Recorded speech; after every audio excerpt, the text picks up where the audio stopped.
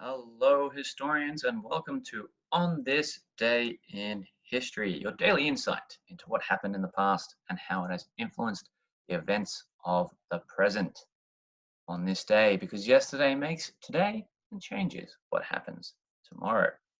So here's a short look at what happened today. On this day in history, 15th of May.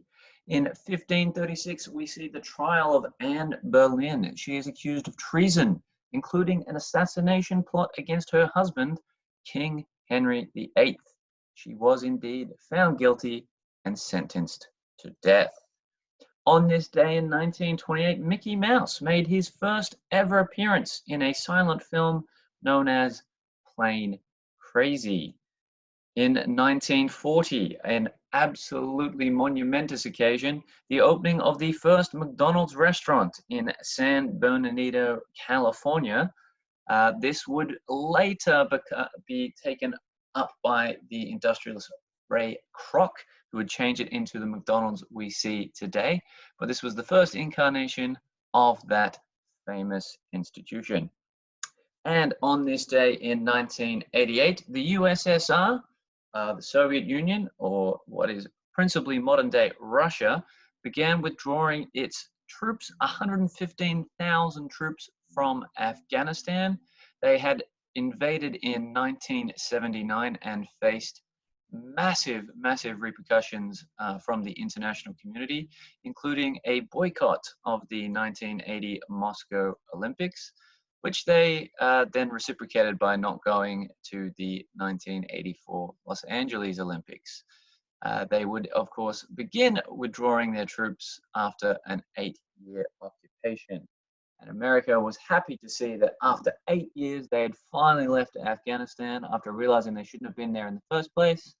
Fast forward to today, America has had troops in Afghanistan since 2003, so 17 years. Interesting the way history happens that way. Now, for today's deep dive, we are going to look at, of course, the trial of Anne Boleyn. So, this was actually a trial of her and her brother, who was jointly accused with her, and it took place on this day in 1536 in the King's Hall at the Tower of London. So, it was actually a huge public spectacle. There was around 2,000 spectators. To put that into perspective, the population of London is currently 10 million. At the time, it was around 100 to 150,000, depending how you measure it. So this was essentially almost 1 in 50 people in the entire city of London were attending. So that's a lot of people. The Sir William Kingston had arranged for a huge scaffold to be built in the middle of the hall with benches and seats arranged for all the lords and all along the hall. This was almost an entertainment event as opposed to a trial. Now, the Duke of Norfolk was selected to represent the king. He was to preside over the trial. He was essentially the judge. Despite the fact that Anne and George were actually his niece and nephew. So that may have been a conflict of interest for him, maybe not. As this goes on, I should remind anyone who is unsure or not entirely clear on who Anne Boleyn was. Well, I'm shocked to hear that, but just for you, we will remind you that she had been Queen of England after marrying Henry VIII. From 1533 to 1536, she was indeed his second wife, and this was why she has sort of gone down in history, because he had to get a divorce from his first wife, and in the course of seeking that divorce, he created the Church of England, the Reformation in Britain, and of course, the whole separation from Rome, getting upset with the Pope. The entire world would be different had he not decided he needed to marry Anne Boleyn. So she was indeed a key figure. Now, that was not just a religious decision, that obviously also became a political upheaval, because church and state were far more connected than they are today. She is perhaps better known or more positively known as the mother of Queen Elizabeth I. So had it not been for Anne Boleyn, we may have never had one of the greatest monarchs in British history. Now, depending on the sources you read, Anne Boleyn goes down in history either as some sort of evil villainess or a somewhat innocent victim. So that's why you always have to check both sides of the story and then make up your own mind. So back to the trial. It was certainly not what would be called a fair trial. It's supposed to be a trial, is supposed to weigh out the evidence on balance and figure out what is the truth. That was not necessarily the case here. So she was awarded the honor of a trial by jury, but this was her jury. The Duke of Suffolk, who was Henry VIII's brother-in-law and who hated Anne Boleyn. There was also the Earl of Oxford, a good friend of the king, the Earl of Northumberland by the name of Henry Percy, who had been set to marry Anne Boleyn before she married the king. And so his former love for Anne was said to have withered into contempt. We also have the Earl of Westmoreland, a loyal servant to the king in the north. The Earl of Worcester, whose wife was in fact the key witness giving evidence against the Queen, and he gets to serve on the jury. There's also the Earl of Sussex, one of the King's best friends. Both son-in-laws of the Duke of Suffolk were also on this particular jury, and just for good measure, one of the King's good friends. So, reminder, she is on trial for betraying the King, and the people that are deciding whether or not she's guilty all just happen to be really good friends or directly related to the King. Not exactly the fairest system in the world.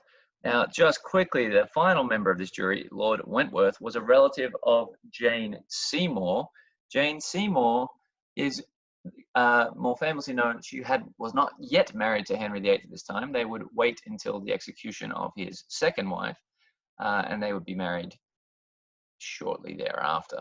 But Jane Seymour is the new love of Henry VIII's life, and Lord Wentworth is her direct relative. So, what exactly happened?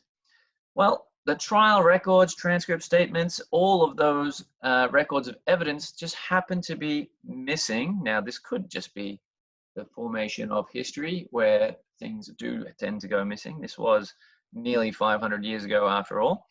So we have to rely on eyewitness accounts.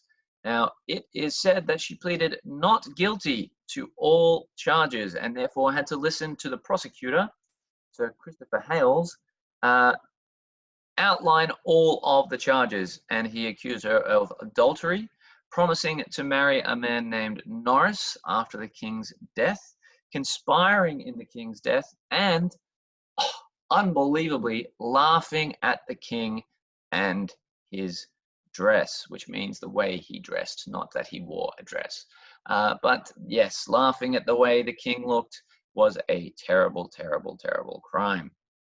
The judgment that was formed out, shockingly, this trial by jury of all of those peers of hers found her guilty, and she was taken to be taken prisoner to the Tower of London, and at the king's command to be executed on the green. Now, whether she was to be burned at the stake or beheaded was the decision of Henry VIII himself.